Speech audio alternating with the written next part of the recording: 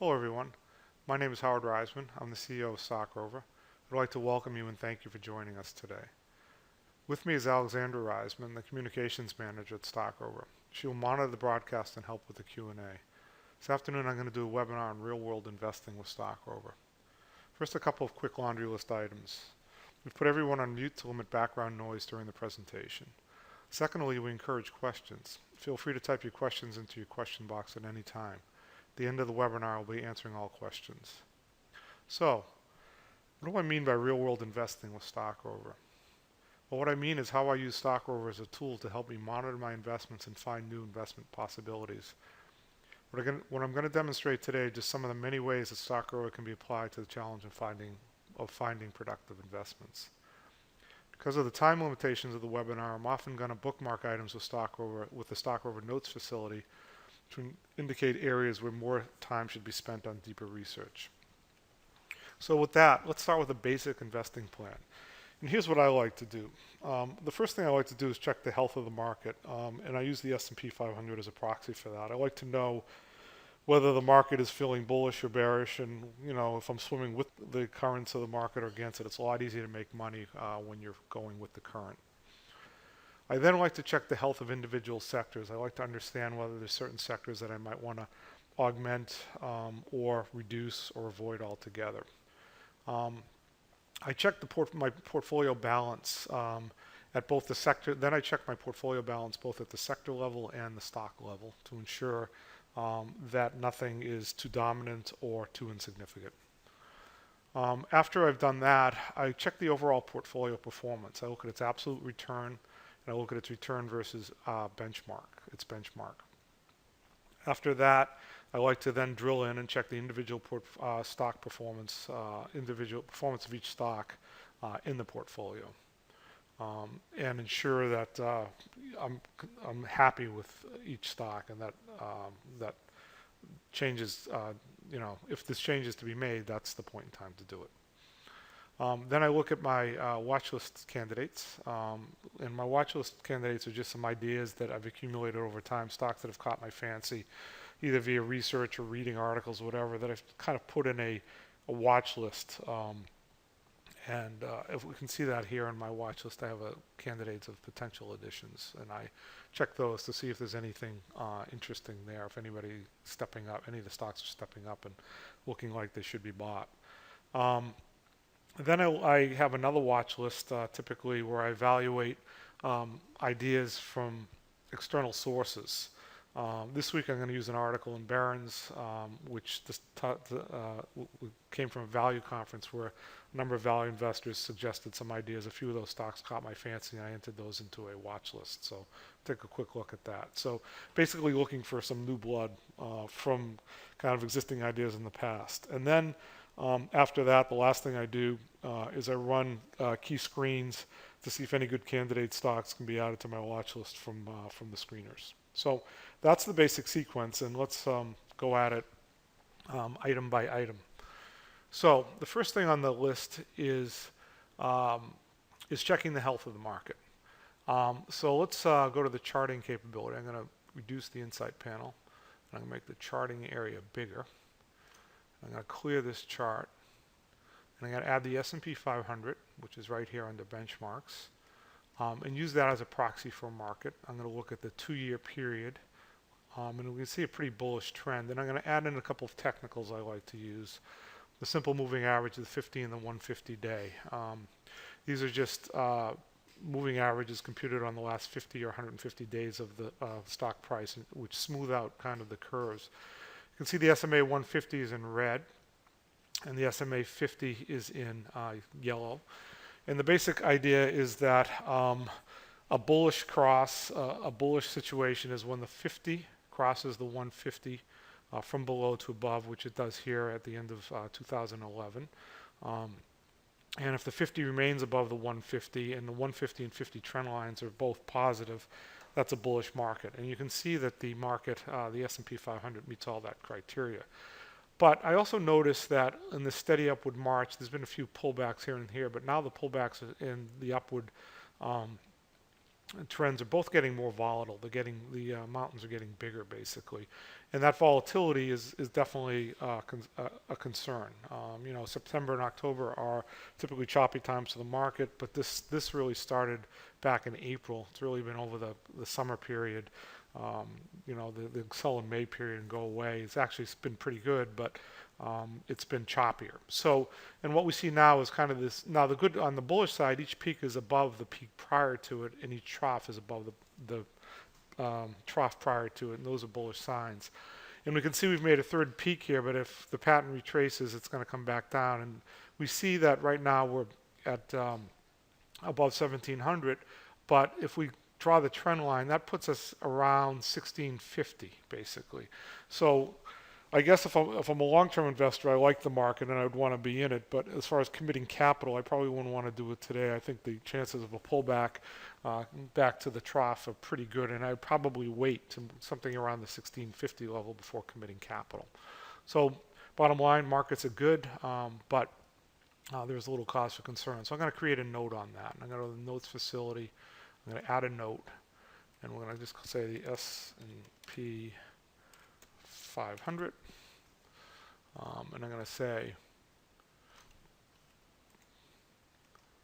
the market looks good, though it's showing more volatility. The long-term trend is upwards. May wait for a pullback to the 1650 range before committing more capital. Okay, now that we've done that, the next thing we want to do is check the health of individual sectors. So let's see how we do that. I'm going to, you can see the note has been posted here. It's the first note. So I'm going to, again, reduce the inside panel. I'm going to clear this chart, and I'm just going to the sectors. And if we open up the sectors folder on the nav panel, we see that there's 11 sectors, and I'm just going to chart them all, basically. Just right-click Chart All. And they'll all chart. This is a 2-year period, but I'm really interested in a closer period, say 3 months for sector momentum. So I'm going to go to the 3-month period, and I can see that there's a reasonable dispersion with basic materials doing the worst, and this looks like industrials doing the best. So what I like to do is then use the S&P 500 as a benchmark versus the sectors, which I'm going to add that in by clicking here. And then I'm going to flatline the S&P 500 by clicking here, and that'll give me the sector performance relative to the S&P 500. When I do that, I see that dispersion, and I see industrials look pretty good. This dark green line is consumer cyclical, otherwise known as discretionary. That looks pretty strong. Financial services are definitely showing strength. The dark brown line is energy. That looks pretty good. And these other lines are all actually doing pretty well, with the exception of consumer defensive, which is staples, and real estate are doing poorly. Everything else is either okay or pretty strong. So make a note of that. Add a note, and I've pre-typed it, so you don't have to watch me type too much, but I'll just say sector. And this is what we've learned. So we can see that, put a little spacing in here so it looks a little better. Clean this up a bit. So we can say industrials, energy, financial, and discretionary look strong. If we move this node over here, those are the top guys in the thing. Healthcare, which is in this color here, we can see that that's kind of weakening. It's down here. It's materials are actually finally starting to do okay. It did poorly at the beginning period of the 3-month period, but it's come back. If we go to a shorter period, we'll see that 1 month.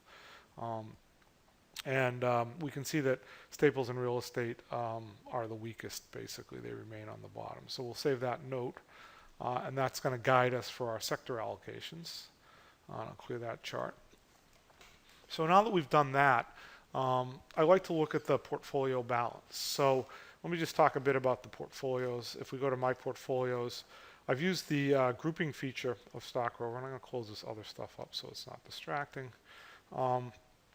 We can see that I've used this new feature in version 3, the grouping feature. So we have Investments and income are the two portfolio groups. Investments are basically stocks that I invest in that I'm looking for, capital appreciation, not worried so much about dividends. Um, these are kind of go anywhere portfolios. The growth portfolio is the primary portfolio, and then if I have a particular strategy I want to run, I'll allocate a small amount of capital to that and run the strategy within that portfolio. And the strategy I'm running right now is basically large cap revenue growers, bigger revenue growers within kind of the industry to see if those guys outperform in general. So there's a few stocks in there. On the income side, those are stocks that are paying good dividends and growing dividends. And I have two portfolios in here. One is just stocks, which are in the dividend growers, and the other is MLPs, Master Limited Partnerships, which are treated a little differently. They don't actually do dividends. They do something called distributions, which is the same thing in the sense that they give you money, but it's treated differently from a tax point of view. So I track these four portfolios separately. So what I'm going to do is look at the balance of the portfolios. So we'll start by making this bigger so I can see all of them. I'm going to make the name a little wider. And I'm going to start with let me sort it here. Start with the growth portfolio, which is on the bottom here. If I select that and I go to the summary tab, I'll get this nice pie chart. And so what I've done is I've selected in the nav panel at the portfolio level. The portfolios are listed. I've selected the growth portfolio. And a little tip is you want to make this wide enough so you're not clicking on the hyperlink, but you're clicking to the right of it. And then that puts up this nice pie chart that shows the sector allocation. And if I look at the sector allocation, I can see that consumer cyclical, discretionary, and financial are the biggest contributors, and those are strong sectors, so that's good. Industrials is next, and that's also been a strong sector. Healthcare is the fourth biggest, and that's been a weaker sector. And my smallest ones are basic materials and consumer defensive, which is good because consumer defensive is showing weakness. So I've kind of overweighted my sector bets kind of in reasonable alignment with how the sectors have been performing, so that should help portfolio performance. What I then do is, one thing you can do is you can click on the pie chart and then get down to the stock level and see your allocation there. You can see within the financial there's four of them and they're pretty equally weighted, which is good. And to go back up, you just click on one level up on the breadcrumb.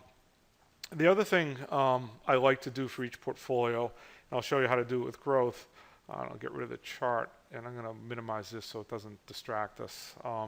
Is I like to look at the individual stocks to make sure the weightings are appropriate. So if I go to growth and I hyperlink click on it, and I'm in the portfolio performance view here, there's a bunch of columns, but the one that indicating the quantity, et cetera, but the one I'm interested in is this one, the value percentage, which is the amount that each stock is in the portfolio.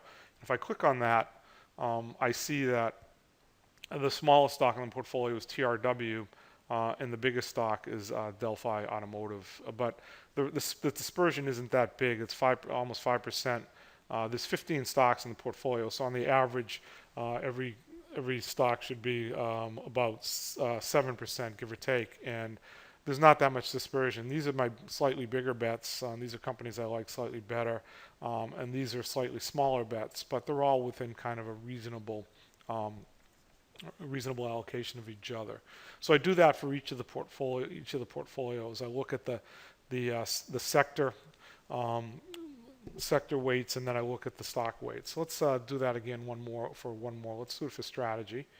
And if we go back to my portfolios and we select strategy, I want to do it this way. I want to select it at this level. I can see here there's a huge bet on discretionary, which is fine. I mean, it's good, okay, because that's one of the very strongest sectors. Also in communication services, which has been a strong sector. And again, financial services, you can see it down here, and tech, financial's been very good, tech's good, defense has been weak, and that's the smallest of five. So again, I'm kind of swimming with the sector flows here. And if I then click on the allocations, I can see what I own, and I'm going to get the Insight panel out of the way. And these are the stocks that are in this portfolio: CVS, DirecTV, eBay, Comcast, Google, all revenue growers basically within their segment. And the allocations are really pretty tightly dispersed. There are eight stocks in the portfolio, of which each one should really be about a 12.5% allocation, and you can see the dispersion is minimal. So I pretty much made equal bets on all of them, and that's a portfolio that looks in balance. And I'd repeat the same thing for the income ones and the dividend growers just quickly. I see my biggest bet is on VFC, or VF, which is a consumable cyclical. And I actually like that company a lot. And Discover is in this portfolio, but I'm not quite as sold on it as compared to some of the other companies, so it's my smallest allocation. So reasonably big dispersion of weighting of investment, but I've done, that's what I kind of want. And lastly, I'll just quickly look at the MLPs, and you can see EPD, which is the big gorilla, has the biggest, and ETE, which is, again, my least favorite of the ones I own, I've made the smallest allocation to. So I'm looking at portfolio balance, and just again to summarize, and we'll do dividend growers on this example. I pick the portfolio and I look at the sector allocation, and then I expand it and I look at the in the portfolio performance view, and I look at the value of the portfolio, and I want to make sure I'm happy with each. And if I'm not, obviously I'm going to consider making adjustments. So now that we've looked at the balance, what's next? Well, we want to look at to make sure our portfolios are performing. So if we go to the portfolio level, we can look at the absolute performance by looking at historical returns, and we can see the returns of each of the portfolios, and there's a lot of green there, so that's all good and positive. So the market's been up, so no real surprise there. Probably a better question is how are they doing versus a benchmark? And the benchmark for these portfolios would be the S&P 500, with the exception of the MLPs, which probably a better benchmark would be an ETF called AMLP, which is the Alerian MLP ETF. So let's go to the returns versus the S&P 500 and still see if the green stays there. If we click on that one, we're now looking at each of the portfolio returns versus the S&P 500. We're still seeing a lot of green, which is good. And the investment portfolio, we see the strategy seems to be doing well. It's outperformed the S&P in every period. The growth portfolio has done well versus the S&P up until the last month, which it seems like it's hit some headwinds, and I'll definitely take a look at that when we drill in. On the dividend grower side, that one's doing well versus the S&P, so no complaints there. And the MLP, largely positive, but again, that's not the correct benchmark. The correct benchmark is the AMLP, and I'll show you a way of looking at that. So what we're going to do, let's go back to the charts, and we're going to chart the MLP by selecting the MLP portfolio and charting it. And I'm going to make the chart bigger. And I'm going to look at it over, say, a 6-month period by clicking down here on 6 months. And I'm going to add in what I think would be its best benchmark, which is an ETF called AMLP, Alerian MLP ETF. Because MLPs pay dividends, I'm going to change the chart so that we include dividends in the calculation. And I'm going to flatline AMLP so it's the benchmark by clicking here. And by doing that, we see that the MLP portfolio is outperforming the Alerian MLP index. So I'm feeling pretty good about my MLP portfolio.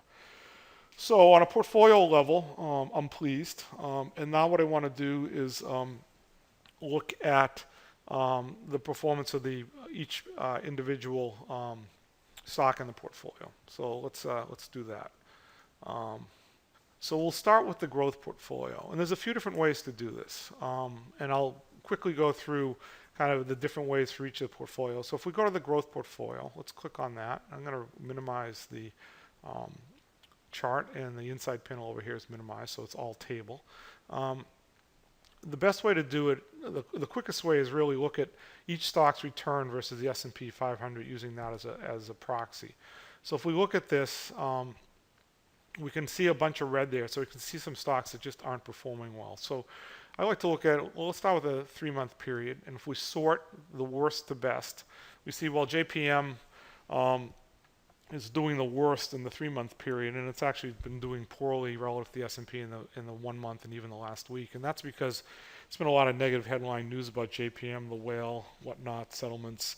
But I like the company a lot long term, and I'm willing to bet that once they get past this, that the company will do well. So even though it's done poorly for me as a long-term investor, because I feel comfortable with the company, I'm not going to get rid of it. Wells Fargo has been doing poorly as well, and I'm not really sure why, whereas financial services are doing well. So I might make a note. That's also a core holding, but I might just say, right-click on Wells Fargo and add a research note and say, what's up?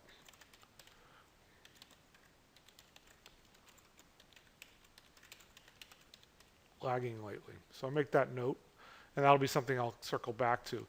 After that, I see that WellPoint's done poorly, but that's no surprise. It's in healthcare, and that sector's done poorly. So you would expect that to be hurt. Disney's kind of been a little weaker. And so I look at all these stocks, and I can sort by different things just to get a feel if there's anything really poor, doing, something I'm worried about. Look at my winners, MasterCard. These guys have all done great. But notice also that UNH, when I do the 1-month return, the healthcare, the two healthcare, which are at the two worst performers, which makes sense because healthcare, we noticed in the sector side, was not doing well. So one of the questions you would ask yourself at this point is, are these guys underperforming their sectors or their industries? In other words, is it a stock problem, or is the industry temporarily out of favor? So let's figure that out. So if we go to WellPoint and we right-click on charting it, and then we're going to look at say a 1-year period, and then we're going to add in its benchmark, which is the WellPoint industry, and we're going to flatline the industry. And we can see that WellPoint's actually outperforming its industry. So the healthcare plans have done worse than WellPoint. We can even look at a shorter period.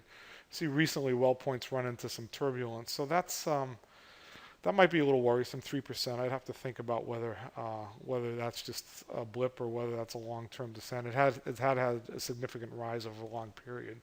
So some of that could be reversion to mean. But in any case, the healthcare plans industry seems to be more the problem than WellPoint. Let's look at UNH by just clicking on UNH, and that will replace, let's add in the industry for UNH. And when we do that, we can see, sorry about all the flashing, we can see if we look at a 1-year period that UNH, if we look at 6 months, for example, UNH is actually outperforming healthcare plans. So the problem, the underperformance of these stocks can primarily be attributed to the healthcare plans. There's obviously been a lot of political news about Obamacare and whatnot, which do affect these stocks. So I'm not going to worry about them. I like them long term. But anyways, that's the kind of look you take at your stocks. So in summary, the first way you look at the stocks very quickly is just this returns versus the S&P 500. Another way to do it is to chart them. So if we go to strategy, and we'll do strategy a bit differently, let's chart CVS. Let's just chart that. And here we have its benchmark, which is the pharmaceutical retailers. I'm going to add in one more benchmark, which is the S&P 500. And I'm going to flatline actually the S&P 500 and see how things are going. And I can see in a 6-month period that pharmaceutical retailers are outperforming the S&P, but CVS is not. So CVS is definitely lagging. That's not good. And I'm going to add a note to that.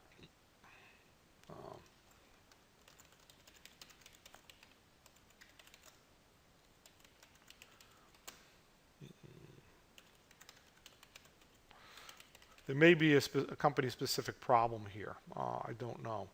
Then we'll go to Best Buy, which is the next one. And we see Best Buy and its industry are both outperforming the S&P. No worries there. Google is running about even with the S&P, but its industry is doing very, very well. And Google is really dramatically underperforming its industry. So we're going to add a research note on that.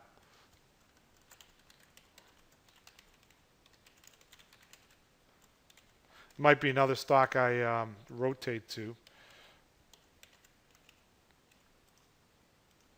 I'm going to fix up the spelling mistakes and save that note and come back and look at that. Comcast, it's a little weaker. Nothing to 2% isn't going to worry me too much. It's a 2% underperformance over the last 6 months versus the S&P. eBay, another one that's underperforming its industry. Seems to be a pattern here. This might not be the greatest strategy. Add a research note.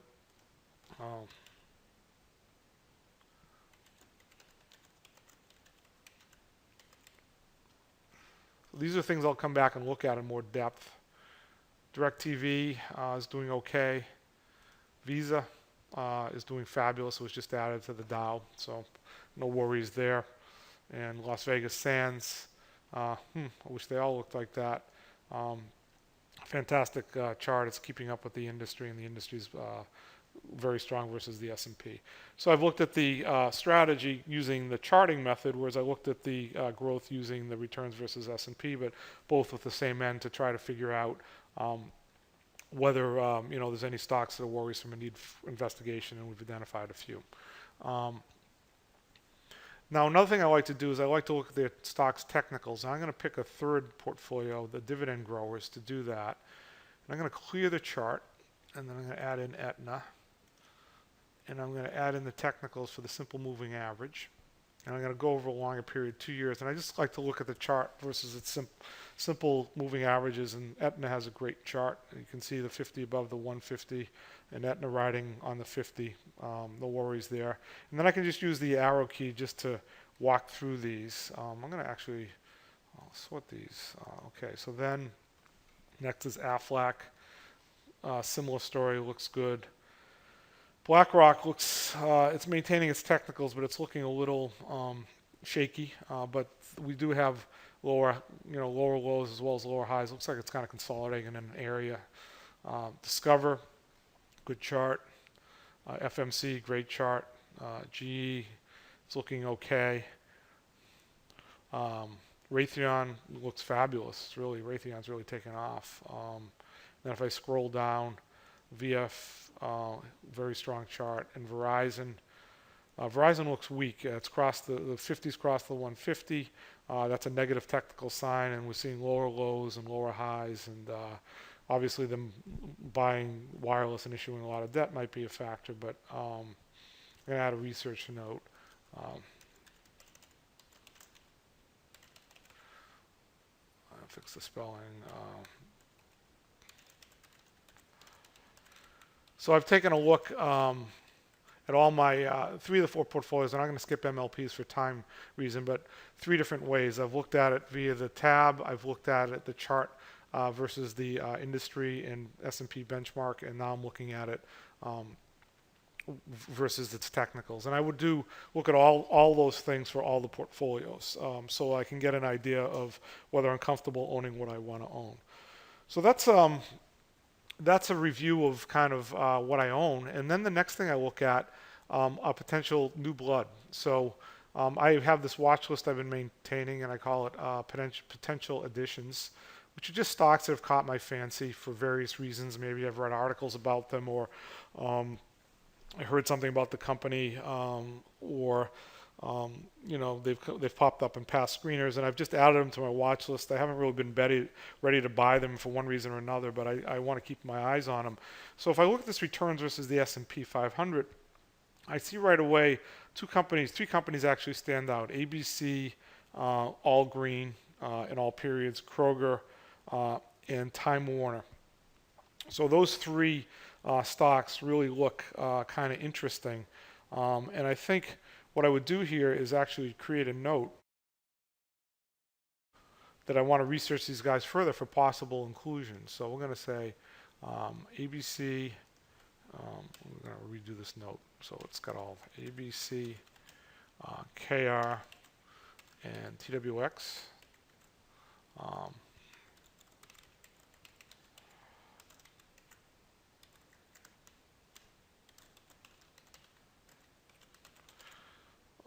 Inclusion.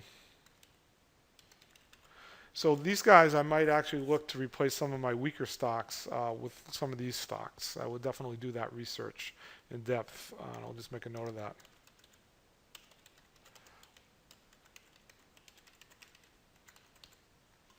So that's research I would do in more depth. So because of the time constraints of the webinar, I'll move on.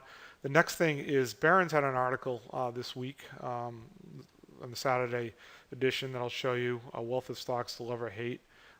These are, they had a value investing congress in New York, and then each of the value managers picked stocks they liked, and I read the article, and I'll just briefly scroll through it.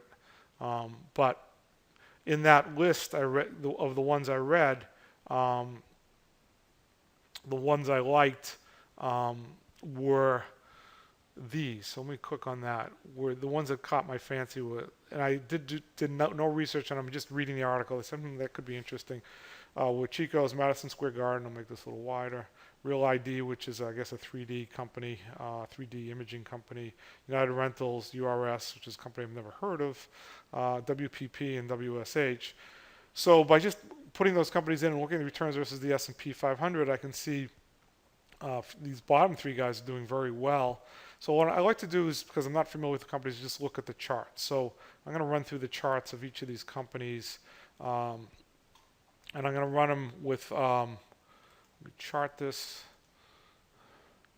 and I'm going to run them with their technicals and see what they look like. CHS, Chico's, I don't really like the look of this chart. It's kind of descending. The 50's under the 150, so no thank you, not right now. Next one's Madison Square Garden. That looks like it's a chart that's peaked and coming down. No thank you. Real ID. That's a value. That looks like it might be, if it's a value stock, looks like that's for the long term. Certainly not right now. I wouldn't touch that with a 10-foot pole. United Rentals. That looks like it's you know, in a nice little up phase. That one actually looks pretty interesting. So that one could be good. I'm going to color this stock. Give it a little yellow. After that is URS, again, a company I haven't heard of. And that looks like it's really kind of, might be accelerating. It's been a steady upward trend. That one definitely give it a yellow color, something that might be of interest. And then after that is Warsaw Paper, another one with a solid chart and recently a big pop. And I'll add that, color that as yellow. And the last one is Willis, and that has a similarly good chart, and I'll also call that. So these four stocks, I've colored them. That means I want to come back and circle back and do some more research on those guys. So after I've done that, then I'm also fishing for new blood. I have screeners, and there's a bunch of screeners here, and I will typically run a bunch of them to see what percolates to the top. But right now I'm going to look for stocks that are showing very good relative strength. So if we go to the screen for stocks, and I'm going to show it up here just because it gives a very pretty view of the stock, of the output. If I pick relative strength, this is finding stocks that have strong relative strength versus the S&P 500. And it pretty much looks at all these periods, 1 month, 1 year, 3 month, 3 year, you know, all these periods, and looks for outperformance versus the S&P pretty much in every period. And there's no limitation on the types of stocks. So I'm going to run this, and I'm going to actually, I run it just by clicking in the run, and I'm actually going to reduce the chart. And I can see all these companies over all these periods are green versus the S&P. They've all continually outperformed the S&P. Now, I've kind of been in a large cap frame of mind, so what I'm going to do is I'm going to filter this list down to large cap only. I'm going to go to the profile view, which has market cap in it. And here I'm going to add a filter to it, where I'm going to add a filter on market cap. I'm going to make sure it's greater than 10 billion, which is large cap or above. And when I do that, I get down to 18 rows. These are 18 large caps that have continuously outperformed the S&P 500 over every period. And there might be some interesting stocks in here that I'd want to do research on. So I'm going to save these stocks as a watch list. I'll call these large cap outperformers. and give it a date so I know what date it was doing it. And then that's now a watch list. I'm going to actually move it up here to my second. And so now I've kind of got some fresh blood candidates for to look at for potential additions to the portfolio or replacement of existing stocks. And what I would do is I would also run other screeners that I think would provide stocks that I'd be interested in. You can see there's a bunch of different ones that we provide. And examine the best stocks from those screeners. The ones that are quant, such as dividend growers, will actually rank the stocks for you, basically. I want to get rid of this filter so I can see all of them. And you can see a bunch of stocks come out ranked, so you could go to the top ones. But anyways, I just ran one screener for examples, because we're always want to be thinking about new stock opportunities. Then what I would do is I would research the names one by one. And I've done videos in the past on deep research, so I'm not going to do a really deep dive, but I'll just show you quickly some of the things I'd quickly look at. So let's go back to the Barron's list, and let's pick URS, which is a company I'm going to pick because I've never heard of it.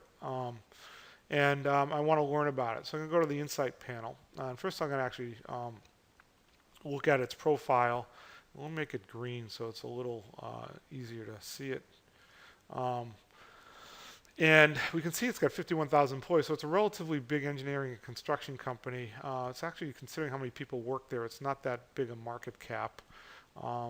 Huge institutional ownership, not well known among individual investors, obviously.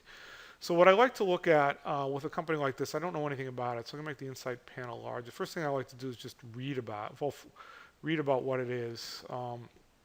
See, it's been around for a long time. And this kind of tells you what it does.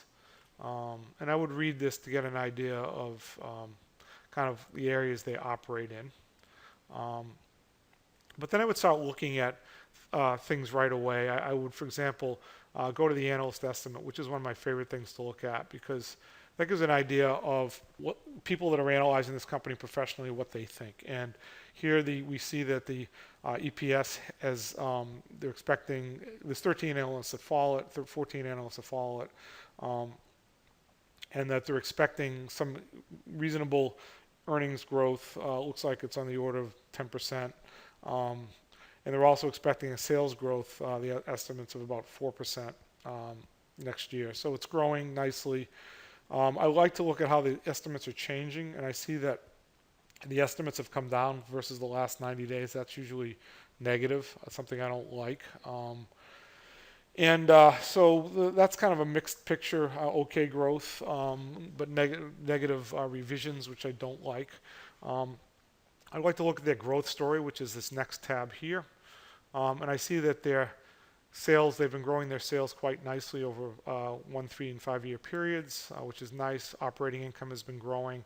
EPS has been growing. That's all very positive. I like that. Let's take a quick look at the income statement. One thing I like to look at is shares, whether they're issuing shares or reducing shares. And we can see that they've been steadily reducing shares. In other words, they're buying back more shares than they're issuing. So that's generally a bullish sign. The company believes in themselves. This also shows the sales growth over time. They clearly must have made an acquisition here. You can see steady growth, which is good, and the EBITDA seems to be, although they had one rough year, is growing as well. And then I like to look at the financial health. I don't like companies typically with too much debt.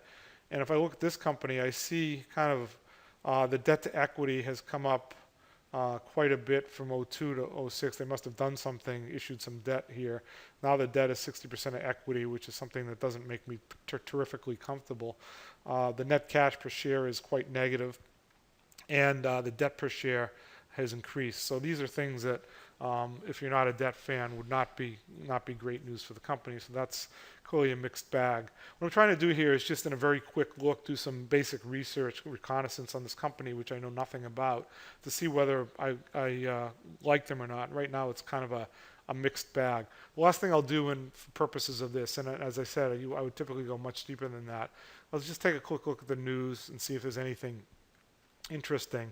The first thing I see is an article that says that a research analyst lowered it to hold, which doesn't surprise me given that they're reducing estimates. So that I would consider to be a negative.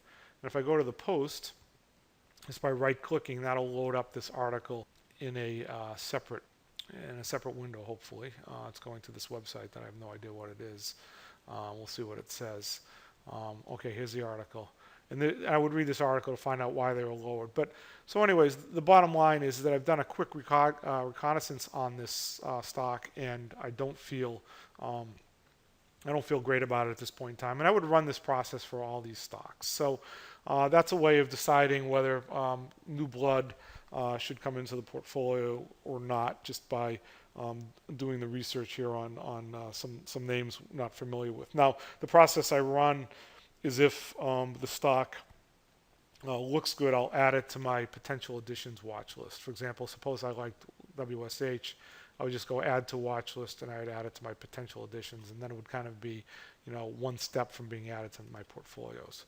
So that's the webinar for today. I'd like to just summarize what we've done. We started by kind of looking at the health of markets and then the health of individual sectors. Then we looked at our portfolios for balance at both the sector level and the stock level. That's what I like to do first. And I like to evaluate what I own in the context of how the sectors and markets are doing. Typically, I once did a study of my own performance, and I found that 2/3 of my performance really came from picking the right sectors more so than the right stocks. So sector allocation is pretty critical. When I do that, I notice if anything's out of balance and if there's any areas that I need to, sector-wise or stock-wise, where I need to consider additions, reductions, or eliminations. Then I looked at the performance of the portfolios, and then within the portfolios, each of the stocks, and I did that in several different ways, both using charts and with the tabs. And that's the tabs being the historical return, particularly versus the S&P 500, and the charts being return versus industry in S&P 500 and also versus the technicals. And after that, and I noted anything I need to look at, and there were some stocks in my portfolios that worrisome, and I made notes about those. And if we go to the notes, you can see those notes are there. And then I looked at a watch list I maintained and checked to see if anything should be promoted from that. And then I also looked at some ideas that came from a Barron's article. And finally, I ran a screener and created a watch list off of it of stocks that might also constitute some new blood. And that would all be further research work to determine whether they can migrate to first my potential additions watch list and then eventually to a portfolio. So what I would do, and the last thing I will mention is that what I would do if I wanted to make changes is I would actually copy a portfolio. For example, I'd go to strategy, copy it, and say new strategy, save it, and then that would be kind of in a different default folder, which I would rename to moves. Okay, and then once I got to this portfolio, I would manage it, and I would make the changes I want, and then check that portfolio's balance, sector and stock-wise, versus what I want. That way I can model my new portfolios before I actually execute any trades or changes. And with that said, that's kind of a quick run-through on using Stock Rover for some real-world investing problems. And I hope you enjoyed the webinar, and I thank you for donating your time to listen. And now I'll turn it over to Alex Reisman for questions. Thank you.